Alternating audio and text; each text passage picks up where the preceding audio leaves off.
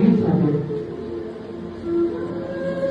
तुमच्या लग्नात, तुमच्या हस्त्यात, तुमच्या पहिल्या आईमध्ये मीच यश होईल. लहानपणी तुम्हाला सोबत पाहिला की काही नाही बाळा असं म्हणत खूप भाषा तुम्हाला सांगायची, ते देखील मीच होते.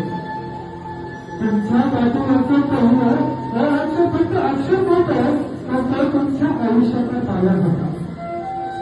आज तुम्ही मोठे म्हणतात, मोठ्या शाळा, मोठी कॉलेज, मोठी संस्था, तुमच्या यशाकडे पाहून मला अभिमान वाटतो.